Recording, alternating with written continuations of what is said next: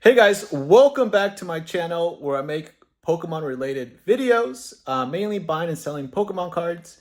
And in today's video, I'm going to be talking about one of the most wild, ridiculous Pokemon related stories that I've heard in the news in a while. Usually I don't do this on my channel, react to things, but I figured while we take a look at this lot, this is from a bulk lot that I recently purchased.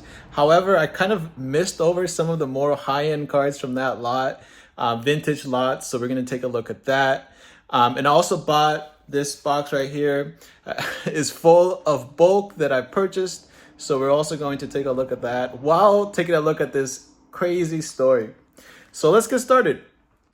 All right, so a little bit of what we're going to open. This is from the vintage lot that I recently purchased. And a little bit was from a different lot that I purchased not too long ago, but most of it was from a vintage lot.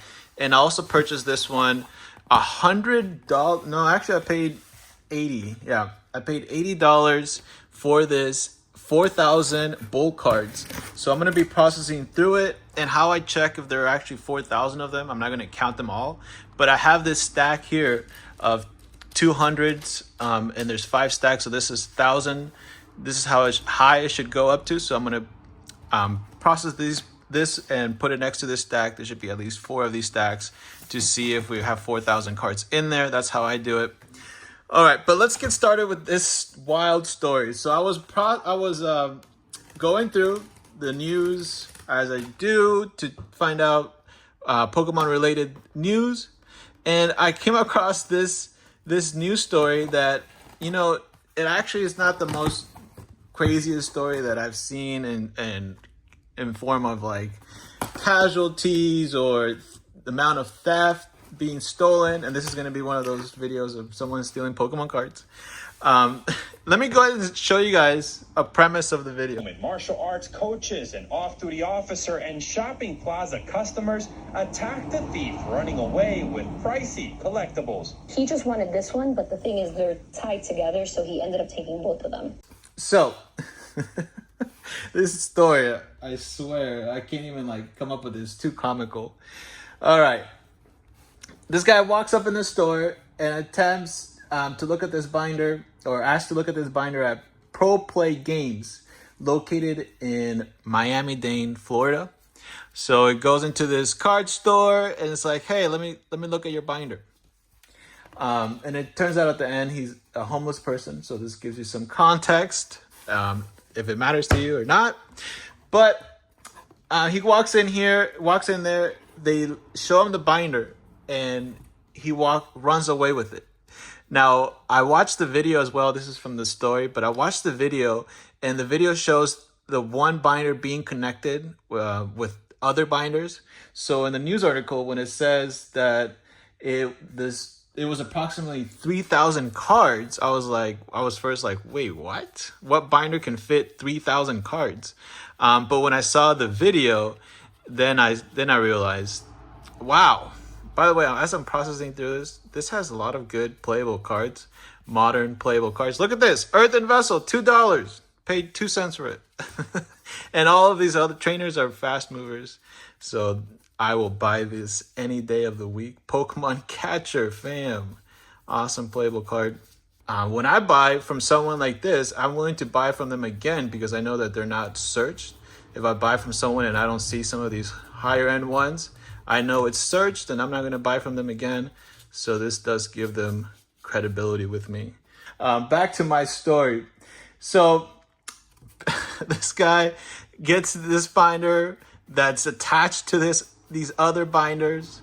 And they apparently just let him look at it like that. Honestly, my personal perspective, I would be skeptical when a homeless person comes into my store and asks to see a whole binder of some of my top end cards.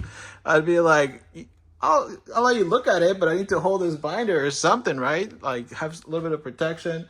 But that could just be me being biased as well, because some people might just look homeless and not actually have bad intentions, right? But if you just have them look at it while you're holding, either way, they can still have access to it and you still feel safe and protected. All right, so he runs out, with these cards, and then this is where the story gets weird or just comical, just like out of this world. So as he's running out with these binders, it says, quote, watching him walk away when I told him to drop the stuff, he looked like looked back and was laughing. That's what she said. So he was looking back and laughing while running away with these binders. I feel like I feel like I could have done like a reanimated reenactment of this, and it would be a huge hit. Let me know if you guys want me to reenact this. All right, so this guy's a character walking around, running away with these 4 chained up binders together, and looking back and laughing. Awesome promo trainer as well. Now, as he runs out, he was confronted by the store owner and a bystander. That's what this article says. At some point, he took out a pair of pliers and made several stabbing gestures with it. What? First of all, you couldn't have a makeshift knife as being a robber. Well, I'm glad they did it. But like, then you grab a pair of pliers and then you're like, don't come here. I'm going to give you a good titty twister. a good twist. I don't know. All right. So he grabs a pair of pliers, making several stabbing motions. Now, as I go through this article, I wonder why they mentioned this, and I'll get back to this at the end. The suspect also stated, "I'm going to stab you," with some pliers in Spanish. Interesting, according to arrest reports. So someone needed to know Spanish for that to know that they were talking Spanish. Interesting. But then, just as he was getting away, a group of bystanders, that were training martial arts nearby. So there was bystanders that were training martial arts nearby, and they were in the car. They cut him off, and then they jujitsu him, submit him in the ground until police show up. Wow. And there is video of all this. I'll probably overlay some of this. This is insane, fams, what the world is coming to for Pokemon cards. And also read, wow, Super Rod, dollar card there.